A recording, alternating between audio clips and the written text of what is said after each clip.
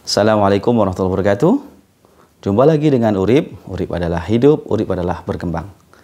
Ya, Sobat Urip dimanapun berada, semoga hari-hari Sobat Urip selalu dalam keadaan sehat, ya, dalam keadaan yang penuh berkah, gitu. Kemudian diluaskan rizkinya, ya, dipermudah dalam mencari rizki, dan juga selalu diberi kelimpahan rahmatnya Allah. Baik, untuk pertemuan kali ini kita akan membahas tentang kejadian yang lagi gempar ya saat ini ya, tentang kasusnya Brigadir J ya, dan intrik-intrik yang berkenaan dengan hal tersebut ya. Akan tetapi kita akan membahas dari sisi hikmahnya gitu ya, bukan dari gibahinya gitu. Baik, langsung saja mari kita saksikan. Ler ilir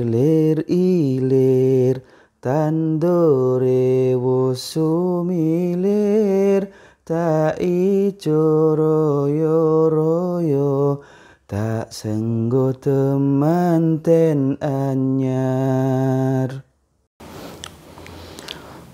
Ya, Sobat Urip, kita ya di Indonesia ini ya, saya yakin kita semuanya merasakan ya terlalu banyak sandiwara dan intrik di negara kita. Itu terutama ini kasus yang lagi santer saat ini ya, tentang kematian Brigadir J, isu-isu yang menerpa gitu ya. Dia memaksa istrinya sang jenderal untuk istilahnya mau berbuat tidak senonoh begitu ya. Terus kemudian akhirnya terjadi baku tembak, itu berita yang pertama. Kemudian berita yang kedua, ternyata faktanya tidak demikian setelah diusutnya. Yang lucunya lagi, polisi sudah jumpa pers gitu menceritakan kejadian yang pertama tadi. Dan ternyata dibantah dengan fakta-fakta yang ada berikutnya. Dan ini sungguh ya memalukan ya bagi institusi penegakan hukum gitu. Ya terjadi hal demikian. Dan tidak hanya sampai di situ, akhirnya banyak yang buka suara gitu, ada mafia. Ternyata di kepolisian itu ada mafia-mafianya. Terus kemudian di kejaksaan, di pengadilan ya, di kehakiman, kejaksaan, terus kemudian pengacara juga ada mafia-mafianya gitu. Yang hitam bisa dijadikan putih, yang putih bisa dijadikan hitam. Nah, ini tanda bahwa kemerosotan moral bangsa Indonesia saat ini sungguh sangat di titik nadir. Ya, jadi Sobat Urip sekalian, itulah pentingnya ya seorang pejabat itu tidak hanya punya ambisi gitu. Tidak hanya punya ambisi, tetapi juga harus punya nilai dan juga cita-cita mulia ya. Dan ini tentunya bisa terjaga ketika para pemangku jabatan itu ya, orang-orang yang punya jabatan itu memiliki atau dekat dengan guru ya, guru spiritual. Tapi dalam hal ini bukan guru spiritual dukun ya, sebagaimana yang terjadi juga lagi santer-santernya ini ya, Pak Samsudin ya, dengan perdukunannya ya, menyebut dirinya sebagai ahli hikmah dan sebagainya, yang ternyata dibongkar sama Dek Marcel tentang trik-trik sulap ternyata yang dipakai dalam pengobatannya seperti itu. Dan itu kentara sekali, trik-triknya kentara sekali, bisa dilihat yang sudah direkam oleh kamera ya, bagaimana settingan-settingannya itu sudah kentara. Jadi hanya orang-orang yang benar-benar buta mata hatinya, buta matanya ya, yang masih percaya gitu dengan bualan-bualan orang-orang munafik yang nggak bisa dipercaya. Karena banyak klarifikasinya itu baku tumpang tindih begitu ya. Jadi hari ini bilang A, besok bilang B, terus kemarin bilang C lagi gitu. Katanya sudah nelpon Marcel, ternyata nggak nelpon Marcel gitu. Terus nomor teleponnya nomor telepon palsu. Ya, dan sebagainya. Ini menunjukkan bahwa idza hadatsa kadzaba, ya. Wa idza wa'ada akhlafa, gitu. Kalau berjanji dia tidak menepati, kalau berbicara idza hadatsa, kalau berbicara kadzaba, bohong. Wa idza wa'ada, kalau berjanji akhlafa, dia tidak menepati janjinya. Nah, ini sudah ada 2/3 syarat kemunafikan. Jadi nggak perlu dipercaya orang yang begitu. Ya, baik.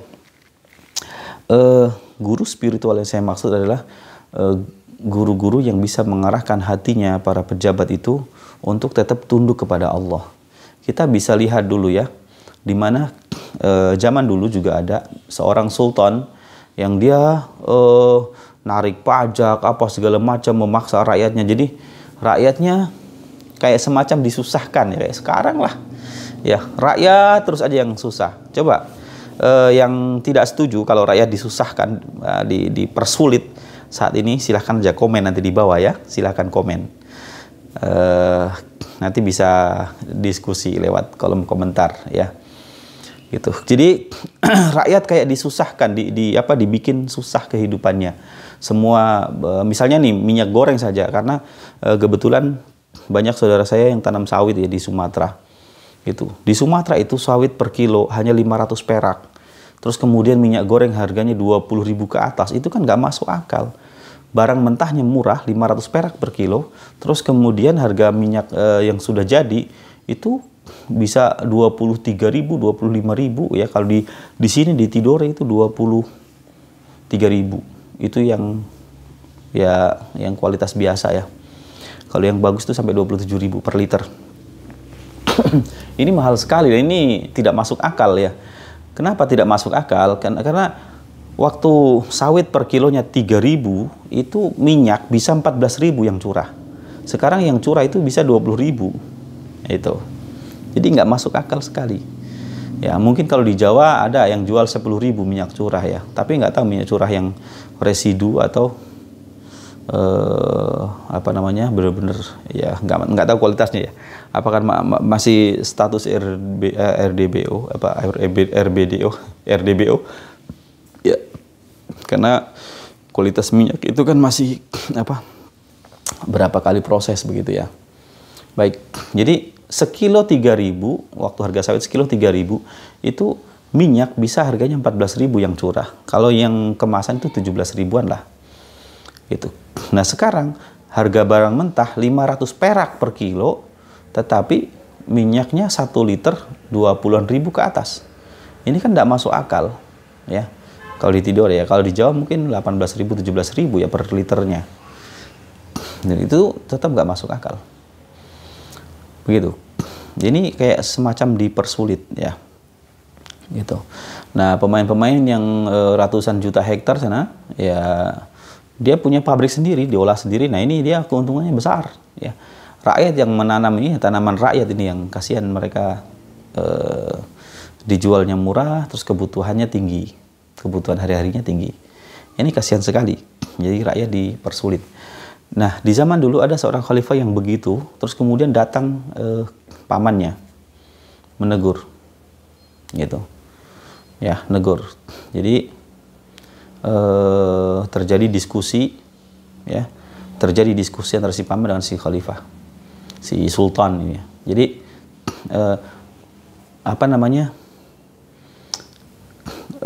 si paman ini dia bilang, kamu tidak memiliki ini, kamu bukan pemilik kerajaan ini, karena nanti suatu saat kamu akan mati.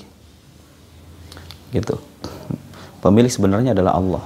Maka bebaskan rakyatmu pajak.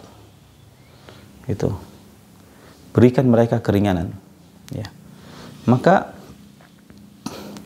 sultan ini dia langsung kaget ketika diberi nasihat bahwa kamu bukan pemilik kerajaan ini, pemilik kerajaan ini adalah Allah, karena suatu saat kamu akan mati dan mempertanggungjawabkan apa yang kamu lakukan saat ini.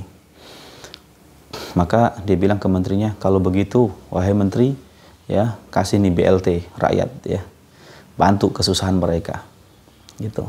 Nah, BLT-nya dari APBN ya. APBN-nya waktu itu ya yang tersedia di kebendaraan ya, bukan ngutang luar negeri lagi. Ngutang luar negeri ujung-ujungnya yang pajak diperas rakyat lagi kan, gitu. Nah ini menolkan pajak dan memberikan BLT. Nah, bisa nggak negara begitu?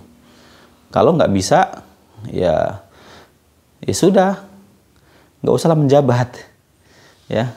Cari tahu, belajar bagaimana caranya bisa, gitu. Ya, kalau nggak bisa mundur aja.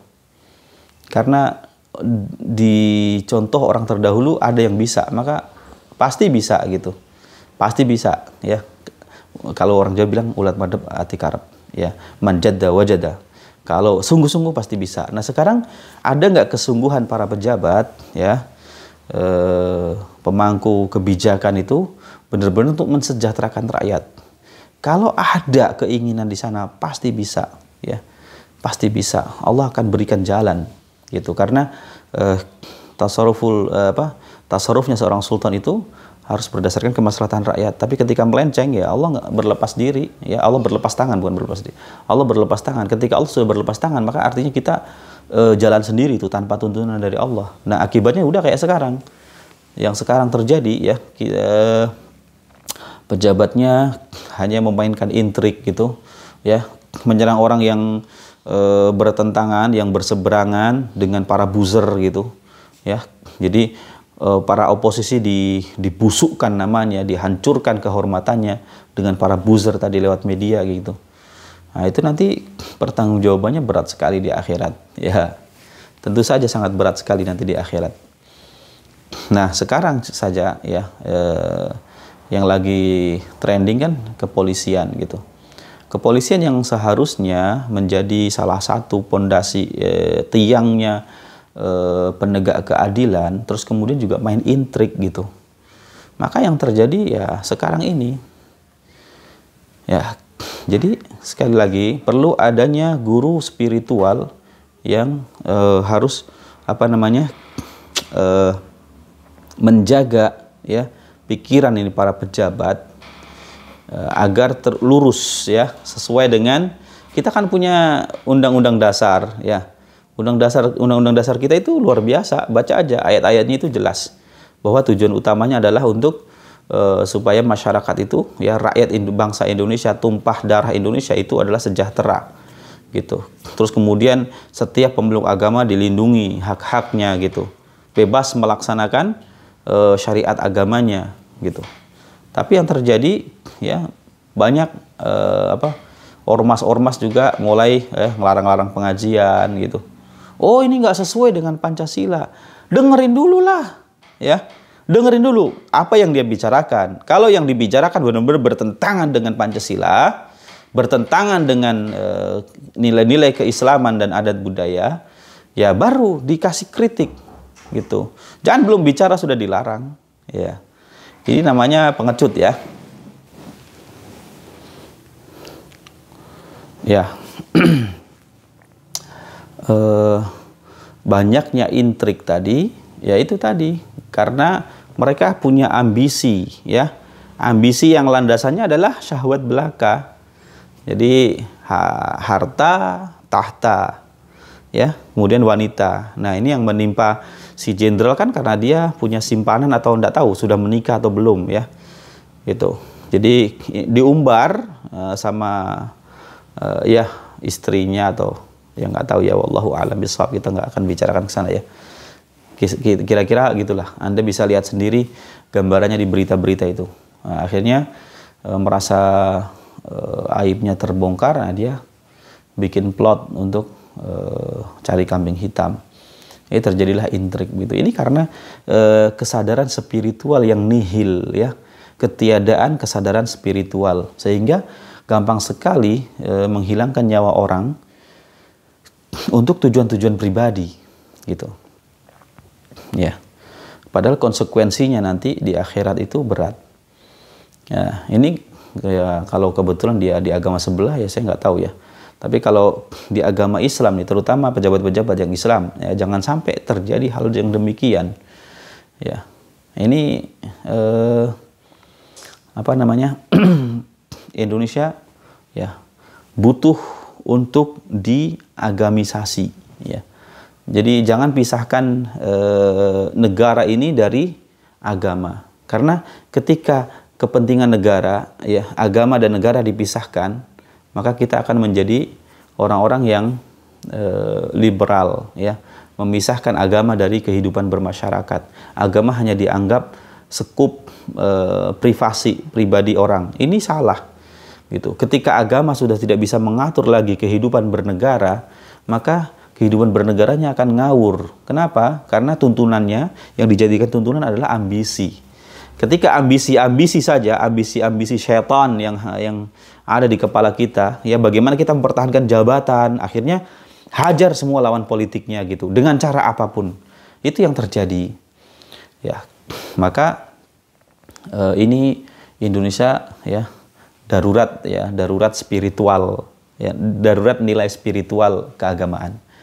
Maka ayo saudaraku sekalian dimanapun berada, ya, orang-orang yang punya kemampuan untuk menggaya spiritual, ya, para asatid, para kiai, para habaib, ya, terus untuk menasihati pemerintah kita untuk tetap berada dalam jalur yang benar, supaya benar-benar cita-citanya itu bukan memenuhi syahwat ambisi kekuasaan, tetapi untuk mensejahterakan bangsa rakyat Indonesia dan tumpah darah Indonesia. Ya, semoga yang menyaksikan video ini, ya, diberikan kebahagiaan oleh Allah, ya, walaupun kita semua dalam keadaan susah sulit. Semoga kesulitan-kesulitan ini akan segera diangkat oleh Allah 2024 nanti, ya. Jangan lupa, ya, jelasnya kita semua sudah tahu ada pesta negara kita, ya, pemilu serentak. Nah, ini saatnya kita, ya, semoga Allah bisa memberikan, ya, memberikan bangsa Indonesia ini pemimpin yang baik, yang benar-benar peduli kepada rakyat kecil, ya. Dan juga semoga saja, ya, semua pemangku jabatan dari pusat sampai daerah, ya, Allah berikan hati yang penuh dengan hidayah, ya, dengan cahaya dan tuntunan dari Allah, sehingga benar-benar dekat, ya, sama para ulama, dan juga benar-benar memperhatikan kehidupan keberagamaan, ya. Jadi agama bukan untuk barang dagangan ketika mau kontestasi pemilu, ya, gitu. Kalau pas udah jabat, baru-baru jabat, dah buzernya bilang, kadrun, yang Islami dibilang kadrun. Nanti ketika mendekati pemilu, tiba-tiba kadrun semua. Nah, ini sangat busuk, ya. Yang begitu-begitu jangan lagi dilakukan. Ya, calon-calon calon-calon pemimpin rakyat yang menyaksikan video ini, semoga aja banyak menyaksikan video ini, ya. Semoga sadar, jangan pakai trik begitu, ya. Benar-benar pure, kepala ini isi dengan niat yang tulus, yang ikhlas, ingin membangun bangsa Indonesia yang sejahtera, mandiri, yang berdikari, yang berjaya, ya. Kita ini semuanya adalah khalifatullah. Manusia itu adalah khalifatullah, ya. Menjadi wakilnya Allah untuk mengelola bumi ini supaya lebih baik, bukan menghancurkan, bukan dengan intrik-intrik, bukan dengan keserakahan, ya, yang akhirnya, ya, rusak semuanya. Kita akan rugi. Kita akan rugi, semuanya rugi. Yang sekarang ini ambil keuntungan pun nanti di akhirat rugi banyak, ya. Akan menjadi khasir fil akhirah. Atau di akhir hayatnya dia akan hancur, ya. Di akhir hayatnya dia akan menyesal, tapi nggak ada lagi pintu taubat yang terbuka kalau sudah nyawanya hanya sudah di kerongkongan sini, sudah nggak ada lagi taubat, gitu. Maka sebelum semuanya itu terlanjur, ya, para pejabat semuanya, saya doakan semoga mendapatkan hidayahnya Allah, ya. Kita semuanya perbaiki niat benar-benar untuk memajukan bangsa Indonesia. Demikian, terima kasih telah menyaksikan video ini. Kita tutup, subhanakallahumma wa bihamdika asyhadu an la ilaha illa anta astaghfiruka wa atubu ilaik. Assalamualaikum warahmatullahi wabarakatuh.